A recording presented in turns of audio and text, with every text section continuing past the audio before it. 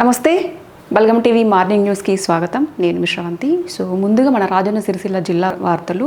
ప్రతిరోజు వేలాది మంది రాకపోకలు చేస్తూ ఉంటారు మన రాజన్న సిరిసిల్ల జిల్లా పాత బస్టాండ్లో.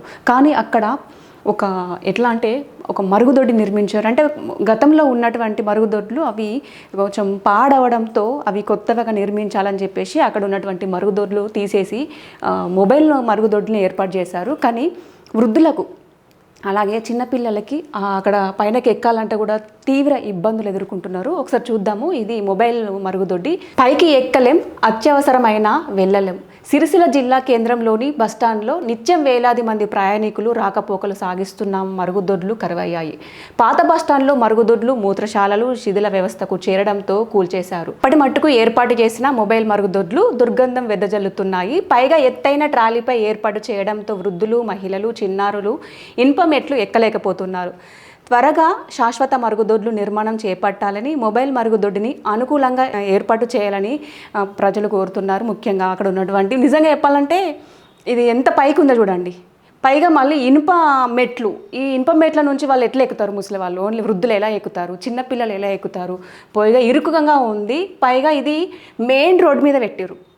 అది వెళ్ళాలంటే కూడా మహిళలకు కానీ అలాగే వృద్ధులకు కూడా కొంచెము ఫీల్ అవుతారు, నామూష కూడా ఫీల్ అవుతారు, కొంచెం ఇబ్బందులు ఎదుర్కొంటారని చెప్పొచ్చు. ముఖ్యంగా అయితే వృద్ధులు అయితే అసలే ఎక్కలేరు. ఆ చిన్న మెట్ల ద్వారా వాళ్ళు ఎలా ఎక్కుతారు? అంత పైకి పట్టుకోవడానికి కూడా ఏం లేదు, వాళ్ళపై అక్కడ పట్టుకోవడానికి కూడా ఏం లేదు. ఇక వృద్ధులకు కూడా అయితే చాలా కష్టము. ముఖ్యంగా ఇది బాగా దుర్గంధమైన స్మెల్ వస్తుంది. మాకు కొంచెము తొందరగా ఏర్పాటు చేయాలి మరుగుదొడ్లు. మేము ఖచ్చితంగా వెళ్ళాలి అంటే వెళ్ళలేక మేము చాలా ఇబ్బంది ఎదుర్కొంటున్నాము. ఆ మెట్లు కూడా మేము ఎక్కలేకపోతున్నామని చెప్పేసి అయితే ప్రజలు ఆవేదన వ్యక్తం చేస్తున్నారు. మన రాజన్న సిరిసిల్ల జిల్లాకు చెందిన ప్రశాంత్ అనే వ్యక్తి హైదరాబాద్లో ప్రైవేటు కంపెనీలో జాబ్ చేస్తున్నాడు. అయితే ఉన్నట్టుండి జాబ్ చేసే టైంలో కుప్పకూలిపోయాడు. వెంటనే అక్కడటువంటి వారి కొలీగ్స్ ప్రైవేట్ హాస్పిటల్కి తరలించడంతో అప్పటికే మృతి చెందినట్లు గుర్తించారు. ఇది ఎక్కడో కాదు, మన రాజన్న సిరిసిల్ల జిల్లాలో గోపాల్ నగర్కు చెందిన ప్రశాంత్.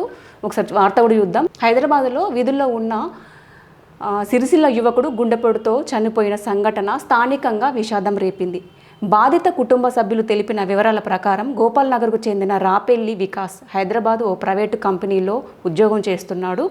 శుక్రవారం మధ్యాహ్నం ఆఫీస్లోనే కుప్పకూలిపోయాడు. వెంటనే కార్పొరేట్ ఆసుపత్రికి తరలించి చికిత్స చేస్తుండగా మృతి చెందాడని చెప్పేసి వారి తల్లిదండ్రులు తెలియజేశారు. అలాగే ముఖ్యంగా ఈయన ఒక ప్రైవేటు కంపెనీలో జాబ్ చేస్తున్నాడు. అయితే ఉన్నట్టుండి అంటే తన జాబ్ చేసే ప్లేస్లోనే కుప్పకూలిపోయాడు. అంటే వెంటనే హార్ట్ స్ట్రోక్ అయితే వచ్చిందని చెప్పేసి వారి కుటుంబ సభ్యులు తెలియజేశారు. అతని మృతి పట్ల వారి కుటుంబ సభ్యులు కూడా ఆవేదన వ్యక్తం చేస్తున్నారు. ఒక వార్త, చిన్నపిల్లలు వేసవి సెలవులు ముగిశాయి. ఇప్పుడు స్కూల్ ప్రారంభమవుతున్నాయి. ప్రతిరోజు కూడా అంటే మొన్నటి వరకు సమ్మర్ హాలిడేస్ సందర్భంగా పిల్లలు 11-12 గంటల వరకు పడుకున్నారు. కానీ ఇప్పుడు అలా కుదరదు. పొద్దున 9 గంటల వరకు రెడీ కావాలి, లంచ్ బాక్స్ పెట్టుకోవాలి, స్కూల్కి వెళ్ళాలి.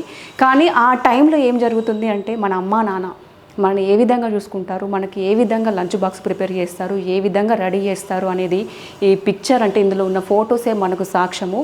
ఇప్పుడు మిమ్మల్ని పిల్లలు, ముఖ్యంగా పిల్లలు మీరు చూడాలి, మిమ్మల్ని మీ అమ్మా నాన్న ఎంత బాగా చూసుకుంటున్నారు.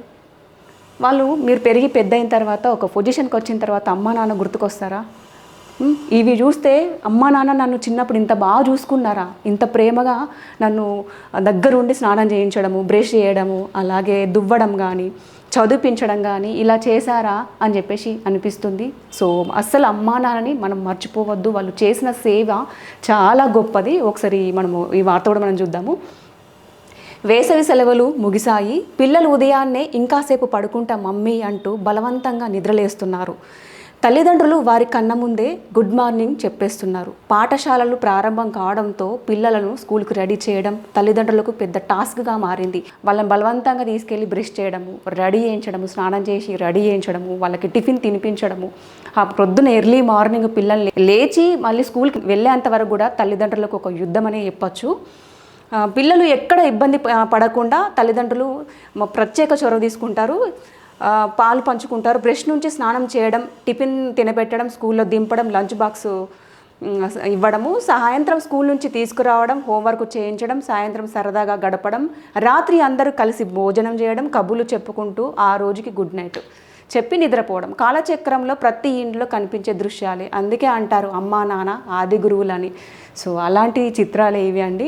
ముఖ్యంగా పేరెంట్స్ దగ్గర నుంచి మనం చాలా నేర్చుకోవాలి. ప్రతిదీ కూడా మనకు ముఖ్యంగా మెయిన్ గురువులు స్కూల్లో తర్వాత ఇంట్లో అయితే ముందు మన అమ్మా నాన్నలే అని చెప్పచ్చు. వాళ్ళు చేసిన సేవలు అయితే చాలా గొప్పది. ముఖ్యంగా పిల్లలు ఇది గుర్తుపెట్టుకోండి. అమ్మా నాన్న మన కోసం ఎంత కష్టపడుతున్నారు, మన కోసం ఏ విధంగా వాళ్ళు రిస్క్ తీసుకునైనా కూడా జాగ్రత్తలు చెప్తున్నారు. ఏదైనా కూడా మన తల్లిదండ్రుల నుంచే నేర్చుకోవచ్చు. స్కూల్లో పాఠాల కంటే మన అమ్మా నాన్నల దగ్గర నుంచే చాలా పాఠాలు నేర్చుకోవచ్చు. వాళ్ళు ఏది చెప్పినా కూడా మన భవిష్యత్తు కోసమే, మన బాగు కోసమే.